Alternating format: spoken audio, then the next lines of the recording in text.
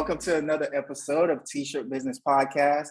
Today, got a special friend with me today, Rich Khun. We're gonna get into it, and I found out about Rich through the internet.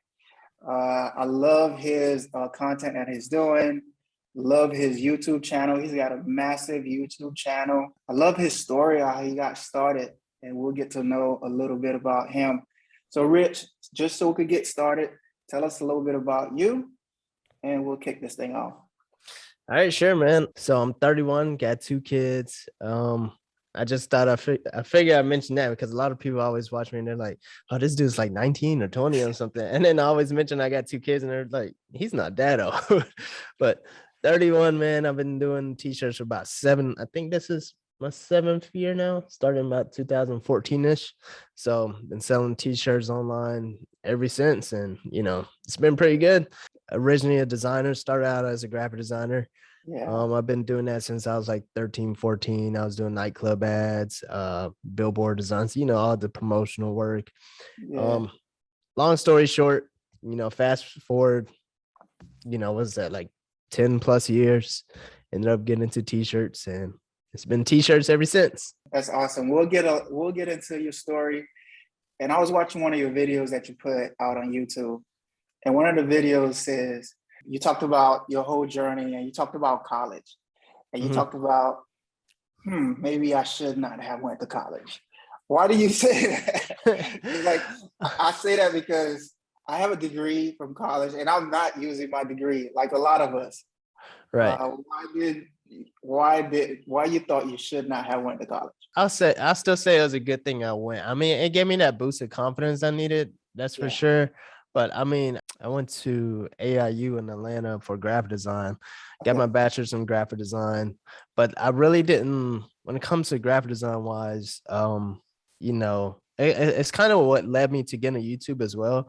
It's just like some instructors just like, since I already know the material, I can get through the assignment and pretty much be done with that entire class. There's only probably like one instructor that I had that pretty much catered towards my needs and knew what type of designer that I was and knew how to, try to push me to be more, instead of someone who just like, okay, he knows what he's doing and, he can ace the class, instead of it just being specific to me.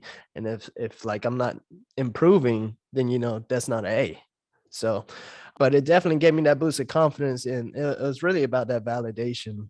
That's what led me to getting a YouTube though, because then I could instruct in my own way that I felt like I wasn't being instructed. I'm gonna say one of the major guys, like especially in the T-shirt space, like in YouTube and the whole content marketing or digital marketing.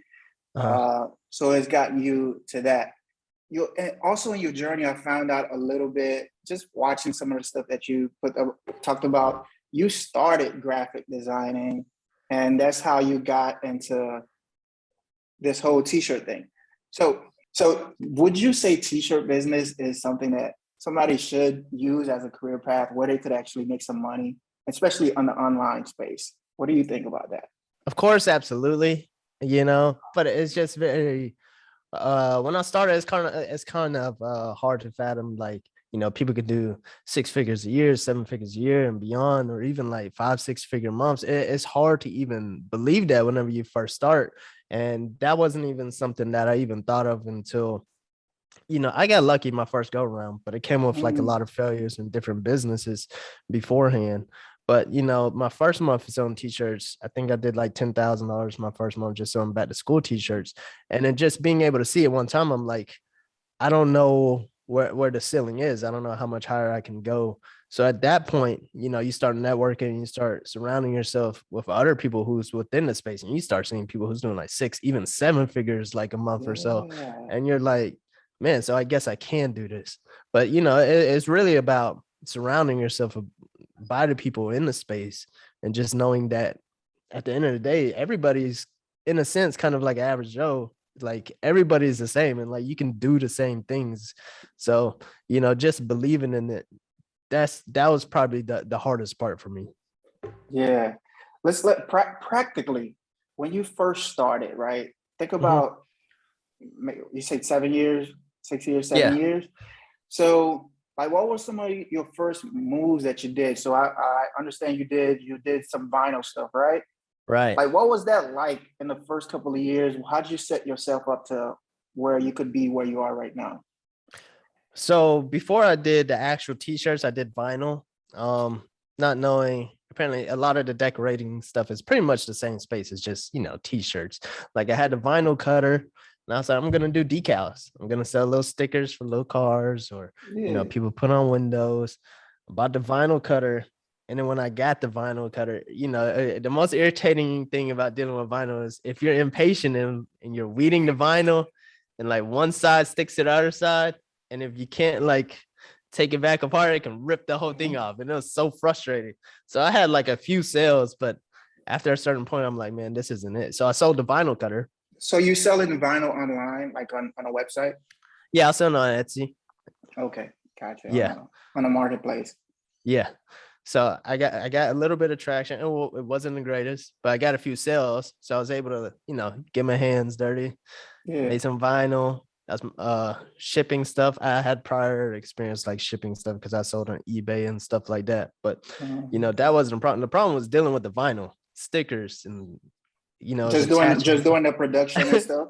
Yeah, it was Okay. it was irritating. So I did that, but found out it wasn't for me. So I sold the vinyl cutter.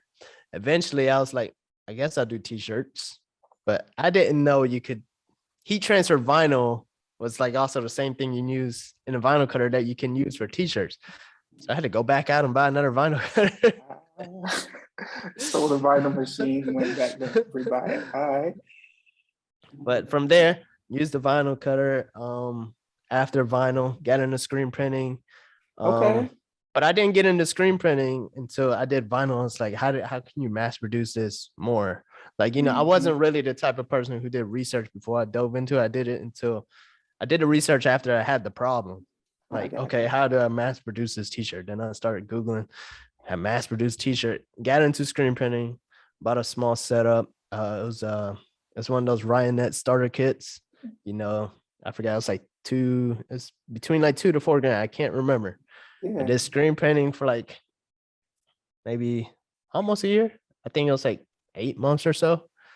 But after doing screen printing, I didn't know I could outsource screen printing for just as cheap. Like not, by the cents, but you can get prints for like $1, $2 and stuff. And I'm like, oh, I can just outsource this part.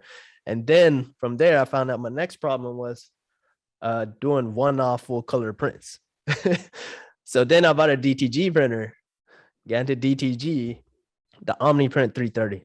So got the OmniPrint, brought it in.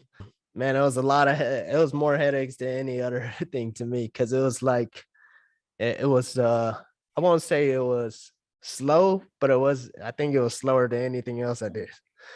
And just the process, it just wasn't for me. If you want to get into DTG, you got to have like more than one DTG printer, in my opinion. You got to have somebody running it full time. And at the time, it was just me.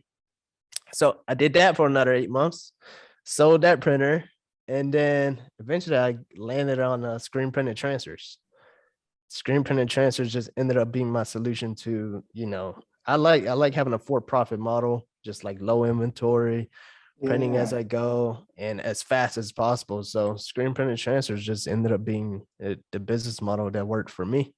And that's pretty much what I've been doing ever since.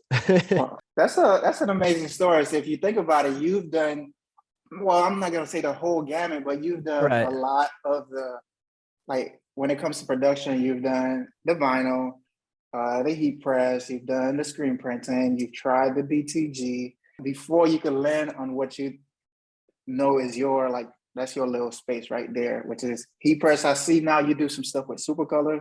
How's that working out? So most of it, super color is great for full color. I do a lot of like one color. For the past years, I've used 613 a lot.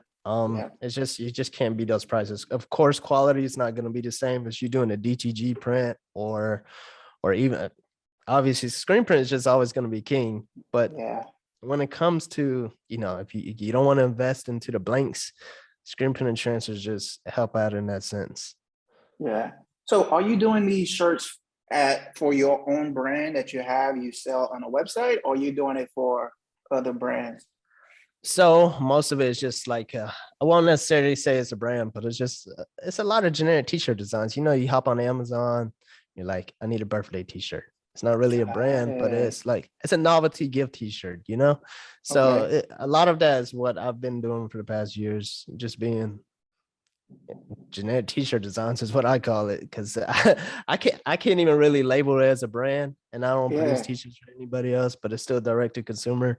So it's just for me, it's an easy model to follow, because then you can always like jump into different niches and stuff like that too. And so you put these online, people will find you. How you get people to buy these things? Like what's Well, that the whole situation like? well, if you're selling on a marketplace, it's based off of search. There's already traffic there. So if you're selling, Got a 50th birthday t-shirt, that's pretty much that's a high target search keywords. People got are looking for it. that. You hop on Amazon, 50th birthday t-shirt. And then, there's a lot of other variables to it. So you can get ranked to the first page. Depends on your ratings, depends on if you're running ads for the first, few sales. You're running it cheaper in the first Yeah. half, to break even, just so you can get ranked onto those Yeah. pages. There's just other variables, but just to be basic, pretty much just selling on marketplaces, Etsy, Amazon. I mean, it's the That's same way eBay works. yeah. Yeah, I tried eBay for a little bit. That was my thing. Figure that out. Yeah, that's cool, cool. So let's get to know Rich a little bit if you don't mind. So we got to know your business. Like I see you are heavy into cars, right? I see you got a car that oh man, you put a lot of work into that thing. What's this thing about this car that you got, man? So right now I have a Nissan GTR. So it's a car that I always wanted. I've always been into cars, but I never had the time to you know, I always saw myself like not settling for less. So I've always saved myself to the point where I'm like, okay, I had to make sure my kids okay. We got money saved, we got the house and all that. So there was layers to it before I was like even to buy a nice car. And I know it sounds materialistic, but to me it was like, I always wanted this thing, and I knew the things that had to come beforehand to Yeah, get to it. So it's that's fun. awesome. That's awesome. T-shirt business, you've grown your brand, you've grown your personal brand. People know you now. So what's next for Rich? What are you doing? Like I also saw you put a video recently. Hey, I'm quitting this thing. Like what? Talk to us, man. So I'm not necessarily quitting in the sense of selling t-shirts. I think I've seen my cap multiple times when it comes to fulfilling, myself. It's at most we'll have like four people. It's my wife, one of my cousins, and one of my friends. And at that point, so at the most I've seen us do is like we've only during Q4, it's like $100,000 worth of t-shirts per month. And it's just it's already hectic as it is, and I don't want to take on more people. Yes, we can take on more people and make things easier and scale from that, but I'm at the point where I really don't see myself scaling a team. I don't want a team. I'd rather deal with less profit margin and have somebody fulfill it. I'm partnering with actually one of my buddy's screen print shop, Rio, RBY Print. So he'll be handling a lot of stuff for me. And Nice. that way I can also focus, like, I'm building out more content since I see it's growing. Yeah. I enjoy doing content as well. One series I've been doing is called Building Brands. And I go and interview, other clothing brands, printers, and I produce it, and it's something that I also enjoy. Yeah. So for me, it's always been doing something that I enjoy. It's still within the space, and it's just another lane, and I'm enjoying it so far. And the thing is, I learn a lot by just doing stuff like that, surrounding myself with. To me, it's like a cheat code because I'm able to access people that other people can't. Yeah. That's so true. A lot of people ask me why I started this podcast. Did I want to get famous or anything like that? Not really, because like the podcast, I mean, really, you just said it's the cheat. You get to access people, you get to have conversation that you would never have, and people would. Why do you want to talk to me? But if you have the podcast, if you have the platform, people will a lot of times just agree to talk to you. So it's So if you're looking to start a podcast or a YouTube channel, that's a great benefit to it. Oh yeah, I agree. Absolutely. Yeah, man. And my advice, I mean, yeah, it's actually a great move, like shifting to the content side. I love the content that you're putting out. Your first piece of content that I saw was a video that you did with Charles with T-shirt Millionaire. You was telling his story. Yeah. And I thought that was like a real nice video that you did. And I think that one video really helped his brand out a lot. Yeah, man. Thank you, man. Shout out to Charles because you know, he allowed me. That was the first piece of like, you know, me going to interview other people, and then from there I was like, this just might work. Yeah. If I know anybody that's like in the screen printing side and you need a connection, just hit me up. Yeah, let me know, man. I learned a lot, man. That's awesome. That's awesome. So somebody, what's your advice for somebody that's getting into the t-shirt business right now? Do you advise them to get into the t-shirt business? Do you tell them don't get into it? Or if they get into it, what are the steps they should take to like set themselves up? I really wouldn't say I really wouldn't tell somebody to do or don't, because if they get their mind made up, they're gonna do it. But the thing is, it's like understanding there's pros and cons to every production method. A lot of people is like, well, how do I make a t-shirt? Sometimes, you know, you might not even need to make t-shirts. Like you can go out to a screen printer. You can get t-shirts for pretty cheap from a screen printer. The only thing is, like, you know, like I said, there's pros and cons to everything. You're going to be investing in that X amount of blanks. You're going to be getting screen printed. You're going to be stuck with that inventory if you don't know how to sell it. You got to learn marketing. There's just so many layers to it.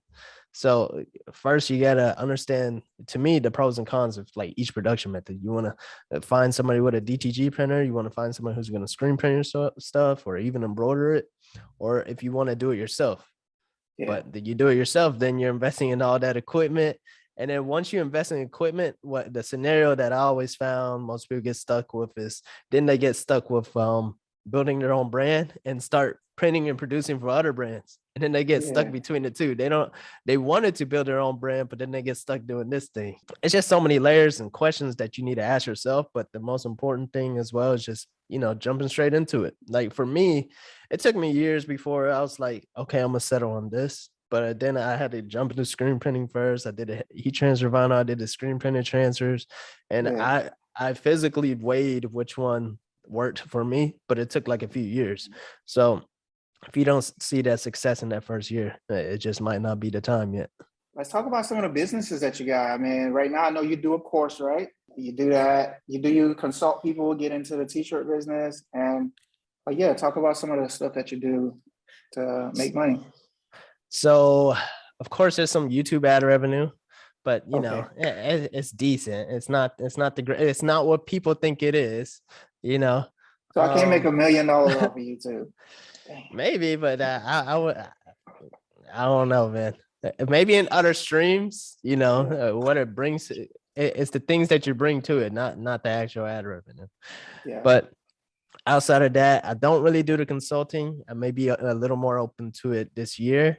That's why I'm trying to, you know, X out of the production, trying to let my buddy screen printing shop do it. So that way I have more time to focus on things this year. I do have a course, it's t-shirtsellerpro.com. That's where, you know, I teach people how to sell t-shirts online in the same business model that I use, selling on Etsy and Amazon, using keywords to rank your t-shirts within the search. But outside of that, I really don't do too much else, I suppose. Nice. All right. Is there anything I'm missing that you may want to share with the people? Maybe help them out or some advice or... For me, it took years, and I never had some kind of crazy breakthrough before, you know, I had a reflection and said to myself, like, you know, we're kind of here. We're at where we wanted to be years ago. And sometimes that can be kind of hard to see, especially when, like, you know, I log into the internet and these dudes are making like millions of dollars a month. I'm like, God dang, why am I not there? So it's at that point, it kind of get discouraging, but sometimes you got to look at yourself and, you know, applaud yourself. So, you know, congratulate yourself for how far you've come, but, you know, keep pushing yourself to do better. That internet thing could get super tricky when everybody's talking about millions. Like, it's not that easy to make millions, folks. Like, it could happen. I'm not saying it can't, but like, you got to put in some work, and build a serious business. So be careful with this internet stuff. I know, man. It's crazy. Careful. So a lot of folks know I was a screen printing shop owner for a long time. Ran a screen printing shop for over 6 years. And then last year we sold the business. And since then, I've been working on a solution to help out screen printers and screen printing shop owners. All right. So during my time as a screen printer, one of the things that I struggled with the most was handling production art and production, just that whole part. And speaking to a lot of screen printers, they was telling me the same thing. It's a struggle, major struggle. So I took it upon myself to solve this challenge for a lot of the friends that I got in the industry. Right. So we put together this thing, if you want to call it that, but it's a startup. It's called Seps.io. So Seps.io is helping screen printers save time, scale their business faster, and make more money.